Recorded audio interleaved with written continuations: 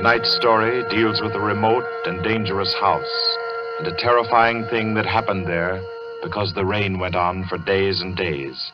It deals with a surgeon and a girl, a giant, and a young man who took a long chance.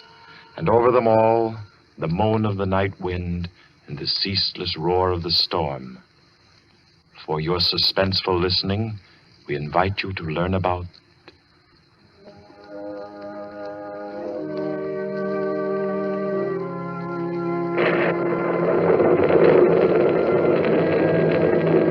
the Kettler method.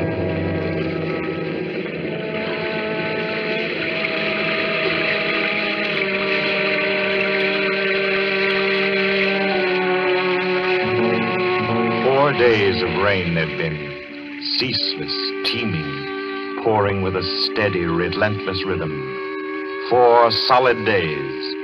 The fields around Culston had been turned into huge puddles that reflected the heavy, swollen sky. And Dr. Morrissey was stirred by a deep anxiety. He stood beside a window in his sanitarium, which rose high on a lonely hill, a few miles from the little town of Culston, and stared into the jagged, spraying screen of rain. It was just 3 o'clock. 3 o'clock of an afternoon he would long remember. He was on the point of sending for Caffrey, the ward attendant, when the door opened, and Caffrey came in, pale, disturbed. Dr. Morrissey. Is there anything wrong, Caffrey? I don't know. There's a feeling down in the ward. Feeling? This rain's going on too long. The patient's getting uneasy? They're bound to, ain't they? If a guy with good nerves gets jumpy, you can imagine what it does to theirs. Seem to be affecting anyone in particular? Number 5's been carrying on. Kettler? Yeah. I brought him up. Nurse Carter's waiting with him out in the hall. Bad as that? He's upsetting the others. Keeps asking for some guy named Benham. Oh, that's the man he killed. I didn't know he was homicidal. Oh, it was an accident. He was performing a brain surgery on Benham and... Him? Oh, Kettler was a very important surgeon, Caffrey. Didn't you know that? He keeps saying so, but... It's perfectly true. Very successful Dr. Kettler was. Until he perfected an operative procedure that he called the Kettler method. A new process of brain operation. Spent most of his life on it and... Well, when he tried it for the first time on this young lad Benham, and Benham died on the table, it unbalanced his mind. I've got to go back down there now. I think you'd better wait while I talk with Kettler. Okay, I'll bring him in. But don't make it long. I don't like the feel of things around here. Nurse, Miss Carter. Yes, we're coming. You can bring him in now. Come along. Dr. Morrissey wants to see you. Does he now? Does he? Come in, Kettler. I'd like to ask Dr. Morrissey a question. I'd like to ask him a question. Yes, Dr. Kettler. I should like to ask him where Laird Benham is. I know he'll never tell me. But I will, Kettler. Lad Benham is buried somewhere out there under the rain. He is at peace, Kettler. Can't you forget about him? Just forget. You'd all like me to forget about him, wouldn't you? Then you could keep him hidden away forever, couldn't you? Benham is dead, Kettler. You know that. Benham died. He did not. He's alive. He was alive when you and the rest of the envious medical profession stole him from the operating table. Kidnapped him with my bandages still round his head. You were determined to make the Kettler method seem a failure, weren't you? Weren't you? Easy now. Believe me, Kettler. I think Lad I Benham know where died. he is now, Dr. Morrissey. He's in the cellar under the ward downstairs, isn't he? Isn't he? Kettler. Let me see it. Lad Benham. Oh, you'd better take him down, Caffrey. All right. Come along now, sir. I'll take him, nurse. You won't show him to me. Even though it would make me well again. My cellars are empty, Kettler. Believe me, Benham isn't there. You sit there in power and order me away. Come on, Kettler. There's something I have to say. I've always been above violence, Dr. Morrissey. But the time comes when there's no other course. This is a warning, Doctor. A warning. And the joke is that you won't heed it. Come on with you. You won't heed it now. But you'll remember it. And soon you'll remember it. Tables turn, Dr. Morrissey. Tables turn.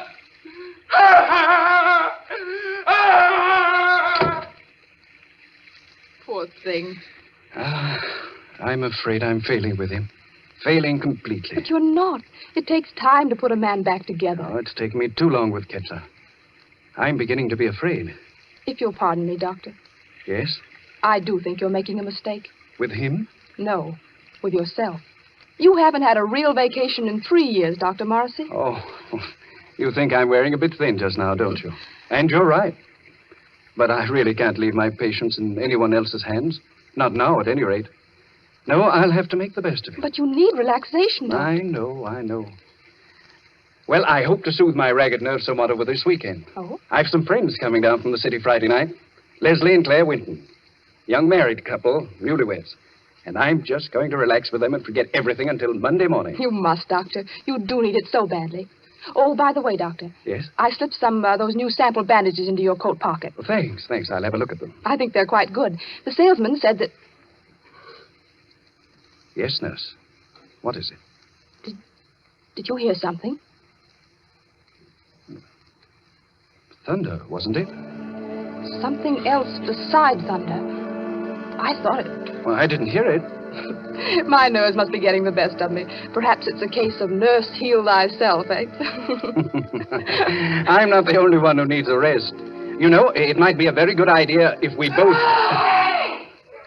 Dr. Morrissey, I heard that. what is it? It's coming from the ward. Sounds like... That was a shot, nurse.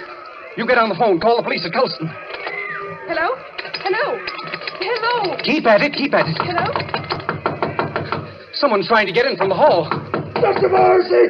Dr. Morrissey! It's Caffrey. Just a moment. Caffrey, what is it? He's ganged up on me. All of them coming up the stairs. Kettler, clear out of here. Oh. Steady, nurse. He's dead, isn't he? Isn't he? Yes. Dr. Morrissey. Kettler. Remember my warning. Remember it, Doctor. Tables turn, Dr. Morrissey. Tables turn.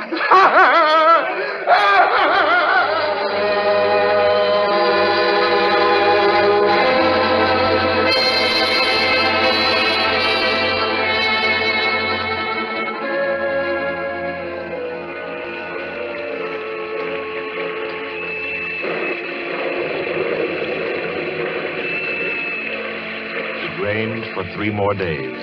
Friday night came, black, wet, and glistening. And the 8:15 express groaned into Colston Station, bringing Leslie and Claire Winton out from the city with their weekend luggage.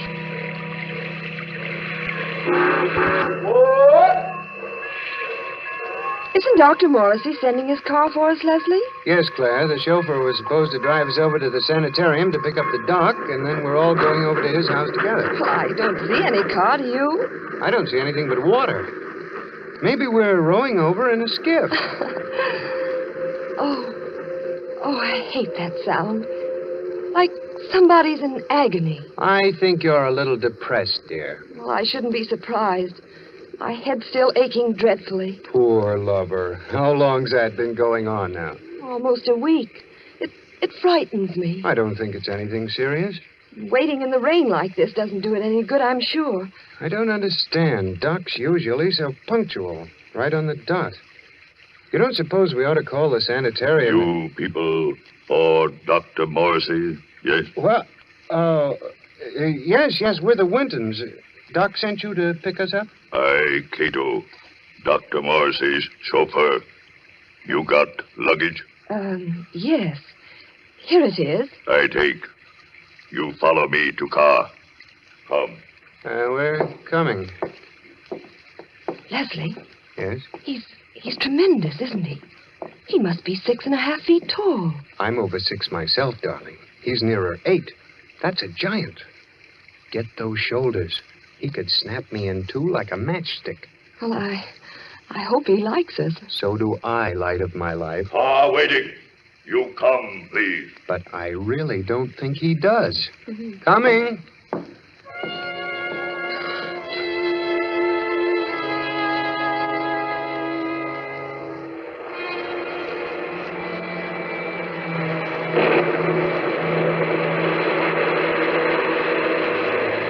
The heavy car lurched and hurtled over the rain-soaked roads, tearing wildly through the dark and careening up the hillside toward the stark walls of the sanitarium. It skidded to a standstill in front of the main entrance, and cold black Cato led them inside.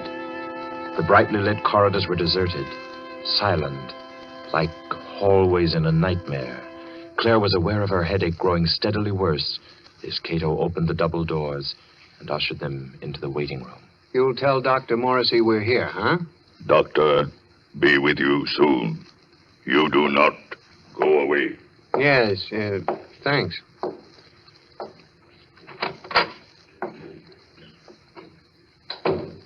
I hope we're not staying in here very long. It isn't very cheery, is it? Oh, I don't like places like this. I suppose it's very foolish of me, but I always feel as if I'm in some sort of danger. That's the headache again. Everything seems worse than it really is when you're not feeling well. Don't you always find... Leslie. Yeah? Listen. What is it? Somebody's knocking. Just a moment. Gracias a Dios. Who is it, Leslie? I don't know. What, you do not know me? I am Arturo Alvarez, the South American pianist. You have heard of me? Well, sure, I've heard of Arturo Alvarez, but I'd hardly expect to find him in... Leslie, humor him. Oh, of course, for a moment I forgot where I was. I've heard of you, Mr. Alvarez. Is there anything I can do for you? Will you help me? I must get out of this place. Oh, sure. I came here several days ago to be treated for a mild nervous trouble. And now they won't let me go. I am being held a prisoner. And tonight I am scheduled to give a concert at Carnegie Hall, and I must get out of here. Please, will you help me? Number 10 out of the ward again, I see. How many times must I tell you that is strictly against the rules? I was doing nothing wrong. I was only telling this gentleman that I must be at Carnegie Hall for my concert. Yes. I'm sure the gentleman was very interested. Cato. Yes, Doctor. Cato, you will escort number 10 back to the ward and see to it that he doesn't wander back into the waiting room. No, I will not be taken back to the ward. Help me. Oh, no. Help me, no. I will, no. How strongly he believes in his delusion. Strange fantasy of a diseased mind. Seriously believes that he's Arturo Alvarez. He was telling me. Oh, I'm very sorry. I'm afraid I haven't been very cordial. Won't you sit down? Is there anything I can do for you? Well, you see, Dr. Morrissey invited us up for the weekend. Oh, yes, of course. He told me he was expecting you. Does he know we're here? I'm afraid not. Dr. Morrissey was unexpectedly called away on an emergency case, and I'm in charge of the sanitarium until he returns. Well, do you have any idea about when that'll be? Well, it's very hard to say. However, he asked me to ask you to wait and see to it that you're made comfortable. Let me see now. Your name is... Winton, Leslie Winton. And this is my wife, Claire. Yes. Permit me to introduce myself. I'm Dr. Kettler, Dr. Morrissey's assistant. What can I do for you? A bite of food or a drink, perhaps? I don't think so. There's nothing in the world I want so much as an aspirin. Aspirin? Yes, Doctor. She's had a headache that's been troubling her for days. It's terribly annoying. I can well imagine. Annoying and interesting. That is to a man of my profession, of course. But if you will step into the inner office, I think I can offer you something a good deal more effective. Oh, I'd hate to trouble you. No trouble at all. I find these things most intriguing. Should I, Leslie? I think you might as well. Morrissey won't be back for a long time by the looks of things. You're quite right, Mr. Winton. Dr. Morrissey won't be back for a long, long time.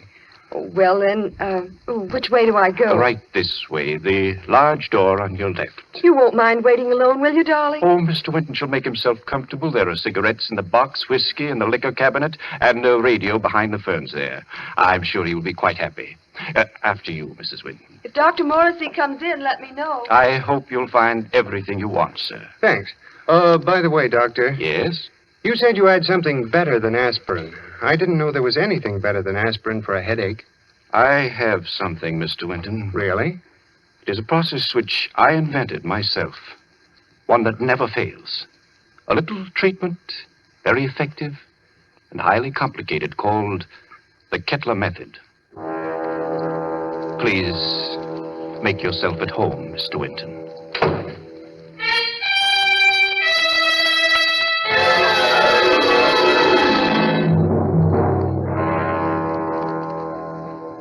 Leslie sat there, alone in the big waiting room for a while.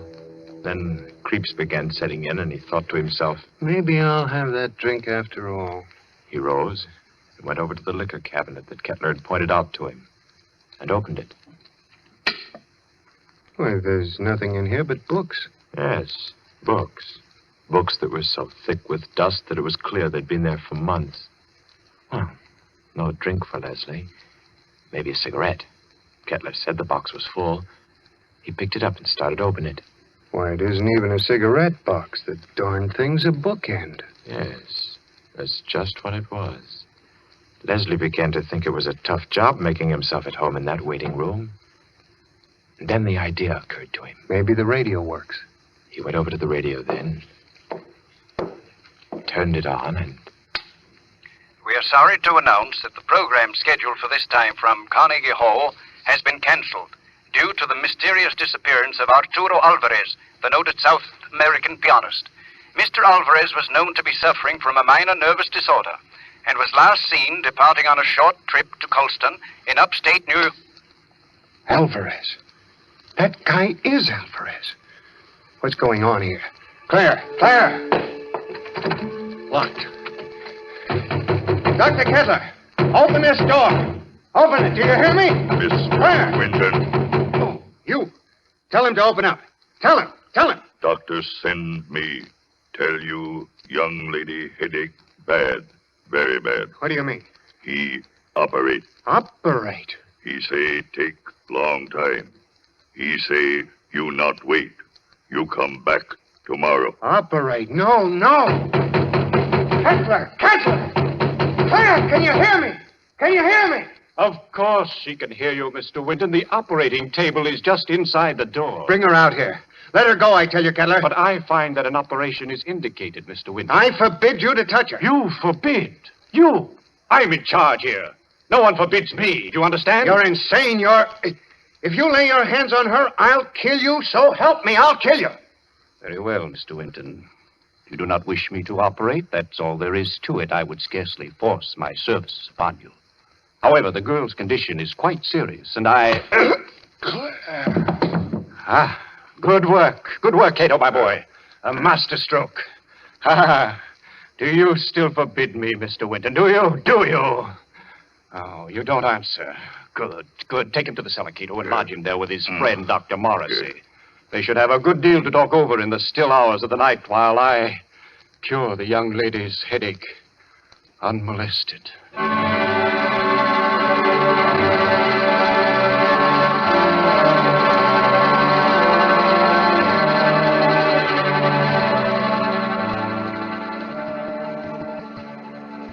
You've got to pull yourself together, Leslie.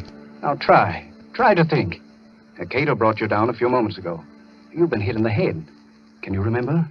Yes, I was talking to Kettler, trying to make him let Claire go. Claire?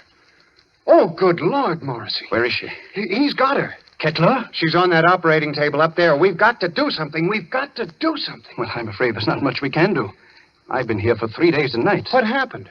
It was a nightmare come to life.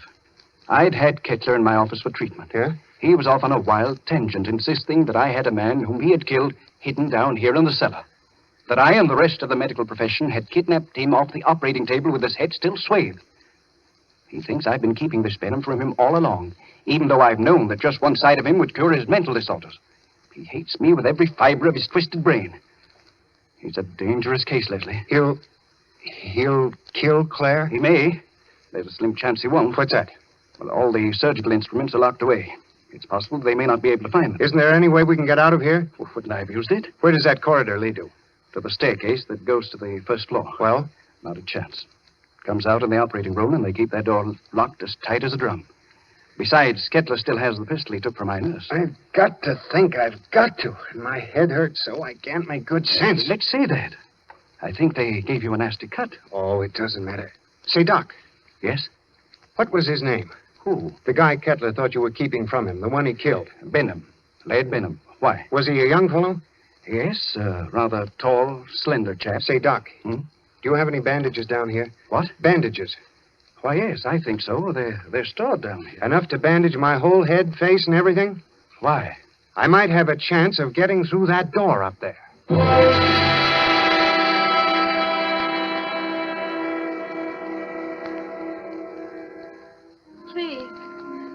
Let me go now. Oh, let me go. Leslie! Leslie! You will be better soon, much better. I will take the pain away, Mrs. Winton. Cato, have you found the surgical case? Not found yet. I look. Cato, look. Find it. We must not keep Mrs. Winton in agony. Find it, I say. She'll have to create some order in this place. I want my instruments at hand on a moment's notice. Please, let me go. Oh, let me go. You shall be well again, my dear. I promise you shall be. Doctor, here, tall, white cabinet behind curtain. That's it. Open it, Cato. Locked. Locked, Doctor. Smash it open it. I do. You'll find scalpels on the top tray. Bring them to me. Yes, Doctor. Is here, Doctor. See, knives. Good, sharp knives. Cato find. He find them. Excellent. How they glitter. It is good to feel the knife in my hand again. Put the others right beside my pistol here on the table. Please. Oh, please. There, my girl. I shall expend all my genius on you. You shall be well again. No! Now to work. What was that? Who's there? Dr. Kettler, Who is it? I have found my way back to you. Open the door, Dr. Kettler. I've come back again. Who are you? You remember? You remember Laird Benham? Cato! Yes, Doctor. The door! Let him in! He's come back! Let him in, I say! Yes, Doctor. Oh, let me out of here. He's come back, Cato. Dr. Kettler. Benham, I knew it.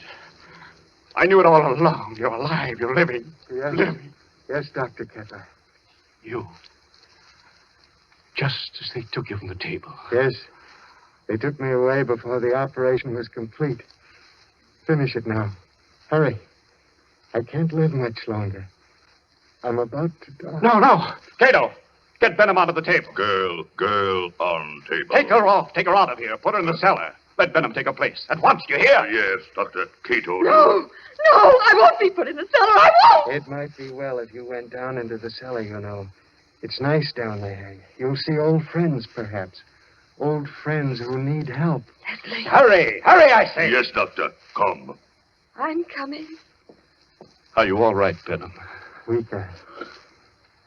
Cato! Cato, closed door. No, stop wasting time. Leave the door alone. Help me. Help me get Benham on the table. Yes, Doctor. Cato, do. That's right. Now lift him carefully. Yes. Good. Now, lie back. Lie back. Gently. All right. Careful now. There we are. Cato, give me the knife. Yes, Doctor. Take off the bandages. From the top, Cato. That's correct. That's proper procedure. There. Yeah, now that's... I thought his hair was blonde, not black. Well, perhaps I've forgotten. I've forgotten so many things that... There was a scar on his forehead. I clearly remember a scar on his forehead. Maybe I imagined that, too. Perhaps it was someone else with brown eyes. Benham, didn't you have blue eyes? I know they were blue. And your nose. Your nose was thinner and longer. Yes. And your lips. You had thick lips. That I know. Bandages off, Doctor. Dr. Kettler. There's a trick here. You're not Benham. You're not Benham. You're that young Mr. Winton. Dr. Kettler, listen to me. Cheat. So you wanted me to finish you, did you? Yes, Mr. Winton, I will. Hold him, Cato. Hold him. See the knife, Mr. Winton? Watch it glisten as it comes Down, down, down, and into the...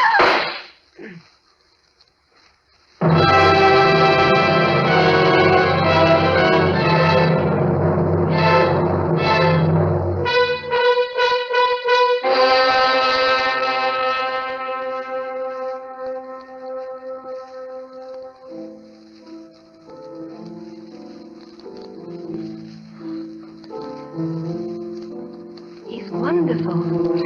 You don't doubt that he's Arturo Alvarez when you hear him play the piano, do you? That's a marvelous old instrument you have, Doc. It was my mother's.